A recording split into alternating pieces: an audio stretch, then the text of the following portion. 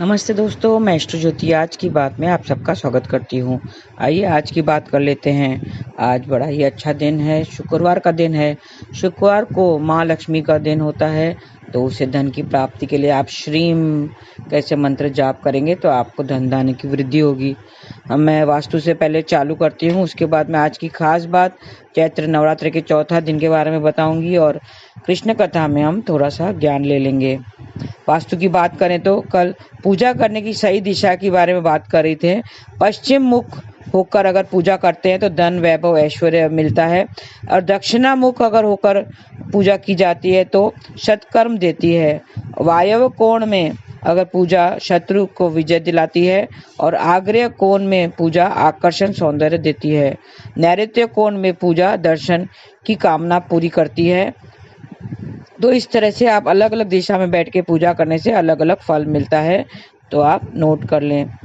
ये थी वास्तु की बातें। आज चतुर्थी तिथि आज दोपहर 1:12 तक रहेगी। आज चैत्र नवरात्रि का चौथा दिन है। नवरात्रि के चौथे दिन का संबंध माँ कुष्मांडा से है। आज माँ दुर्गा के कुष्मांडा स्वरूप की पूजा की जाएगी। माँ कुष्मांडा को कुम्हार की बलि बहुत ही प्रिय है। 8 भुजाएं होने के कारण देवी को अष्टभुजा वाली भी कहा जाता है। 7 हाथों में कमंडल, धनुष, बाण, कमल, अमृत कलश, चक्र और गदा है। 8वें हाथ में जप की माला रहती है, तो ये उनका स्वरूप है। इनका वाहन सिंह है और निवास स्थान सूर्य मंडल के भीतर है।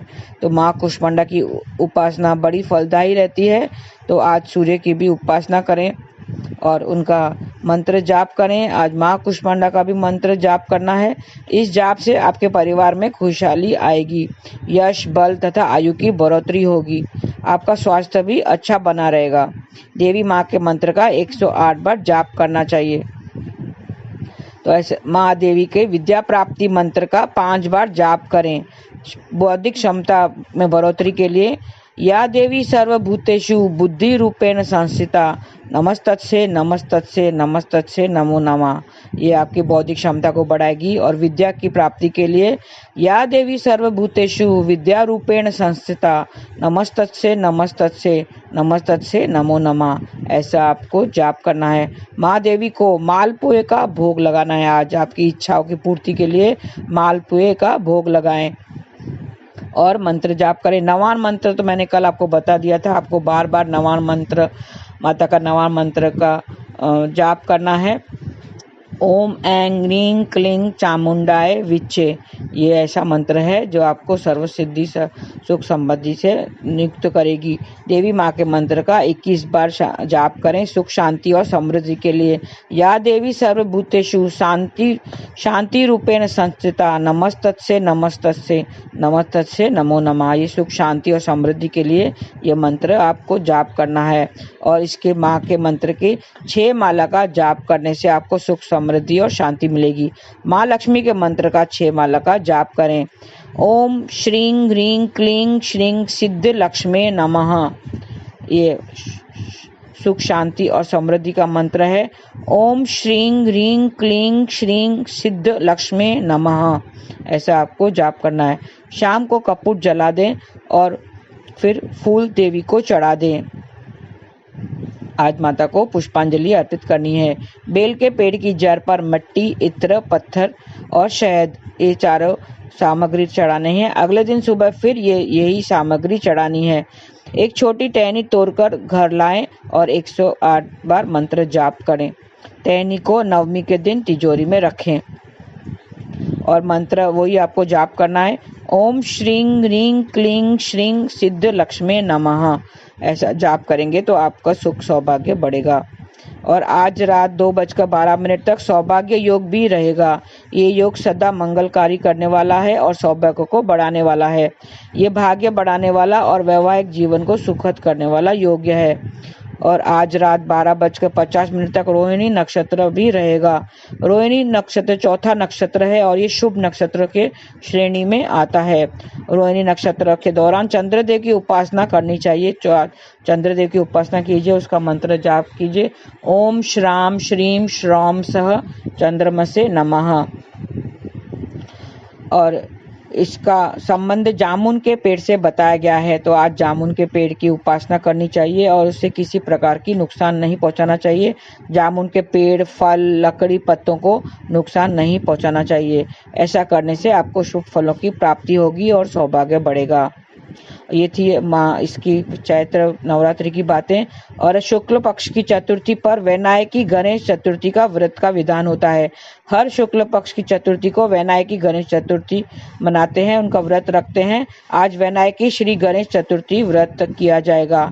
नवरात्र में इस व्रत का बड़ा महत्व है और आज माता के साथ ही श्री गणेश की उपासना, जाप, विशेष उपाय लाभ देते हैं। तो आप भी आज व्रत कीजिए तो आपको फल मिलेगा। और उनका मंत्र आपको जाप करना है, वक्रतुंडाय हुम।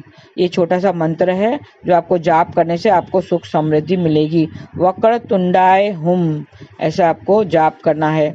धन दौलत में वृद्धि के लिए अन्न के घी मिलाकर 108 आहुति देनी है। हर आहुति के साथ वक्रतुंडाय हुम का मंत्र जाप करें तो आपको सुख समृद्धि बढ़ेगी। नारियल के टुकड़े की 1008 बार आहुति देनी है और हर बार मंत्र जाप करना है। तो आप कीजिए ऐसा, तो आप घर में सुख समृद्धि बढ़ेगी।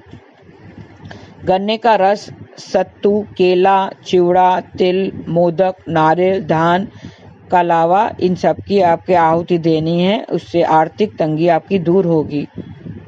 तो ये सब आहुति दीजिए, आप आज हवन कीजिए तो आपकी इच्छा पूरी होगी। ये उपाय किसी चतुर्थी के अगले चतुर्थी तक किया जाता है। रोज 10,000 मंत्र का जाप, किसी एक दिव्य से 1008 आहुति देनी है। आसन पर बैठकर 1008 बार उचित गणपति नवार मंत्र भी जाप करना है। तो ऐसा आप मंत्र जाप कीजिए।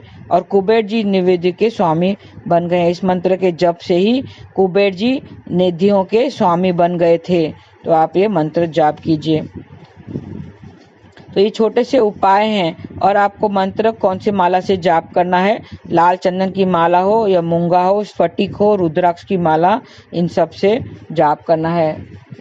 तुलसी की माला से आप जाप नहीं करते हैं। तुलसी का प्रयोग गणपति की पूजा में नहीं किया जाता है। नीम की लकड़ियों से गणेश जी की मूर्ति बनाकर उसकी पूजा करें तो आपके जो शत्रुओं से छुटकारा मिलेगा। तो ये आपका आज के दिन की जो विशेष बातें हैं ये मैंने बता दी हैं। आज कीजिए क्योंकि गणपति जी का भी दिन है, माँ लक्ष्मी जी का भी दिन है और रोहिणी नक्षत्र है। चंद्रमा से ऊर्जा से लेने के लिए चंद्रमा का मंत्र जाप कीजिए। तो इन सब के सौजन्य से, सब एक साथ आने से आपको शुभ फल की प्राप्ति होगी। आइए कृष्ण कथा में हम थोड़ा सा ज्ञान की बातें कर लेते हैं। ध्यान देके सुने, अंत तक बने रहिए।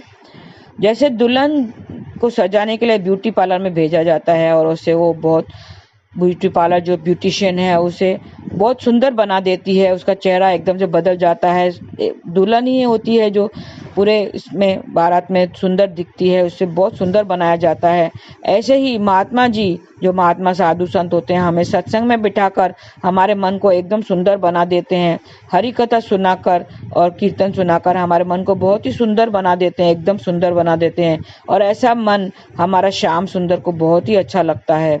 एक एग्जाम्पल, जैसे शादी के पहले आपने देखा होगा कि लड़का लड़की आजकल मिलते हैं, एक दूसरे से मिलते हैं और थोड़ा मोहित हो जाते हैं। और जब भी वो मिलते हैं, जितनी देर मिलते हैं, वो अच्छी अच्छी बातें करते हैं, एक दूसरे को लुभावने वाली बातें करते हैं, उनका अच्छा वाला चेहरा दूसरे को दिखाते हैं, उनकी कोई बुरी बातें सामने नहीं लाते हैं। जितनी देर भी वो आपस में बैठते हैं तो अच्छे अच्छे बनकर रहते हैं, एक दूसरे पर मोहित हो जाते हैं, उसमें प्यार हो जाता है। फिर उन्हें कुछ भी और अच्छा नहीं लगता।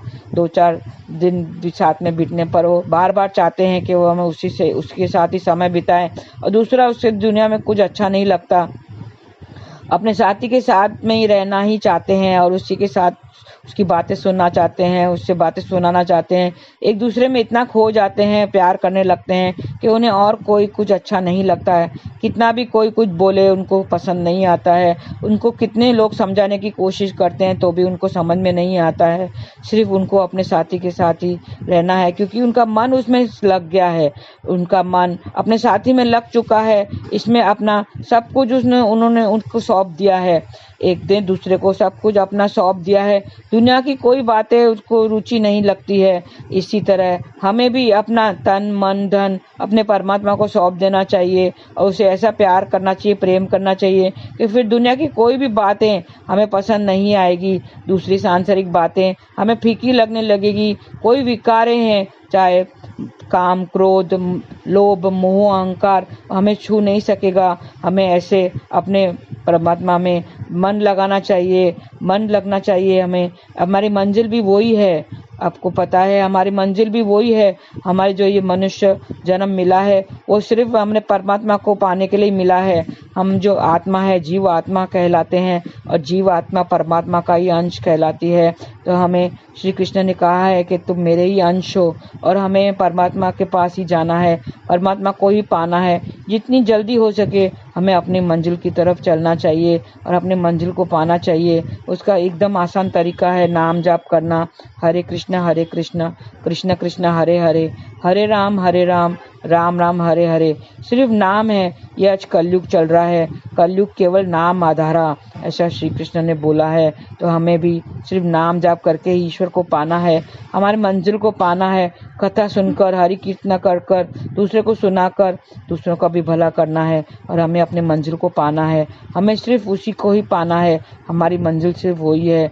हम कई जन्मों से भटक रहे हैं, मोह माया के चक्कर में पड़कर हम कई जन्मों से भटक रहे हैं, यहाँ वहाँ, कभी धन की कभी बच्चों में हमारे मुंह अटका हुआ है, धन में मुंह अटका हुआ है, लेकिन उसका कोई फायदा नहीं है। अपने परमात्मा को हमें खोजना है, परमात्मा भी हमें खोज रहा है। वो कहता है कि तुम एक कदम मेरे पास आओगे, मैं तुम्हारे पास दौड़ कर आऊँगा। सिर्फ हमें एक कदम बढ़ाना है, बस अभी देर नहीं हुई है, अभी भी देर नहीं हुई है। आधी जिंदगी तो बीत गई है, 50 साल तो बीत गए हैं, क्या पता आगे 50 साल है कि नहीं है, आगे की कुछ पता नहीं है।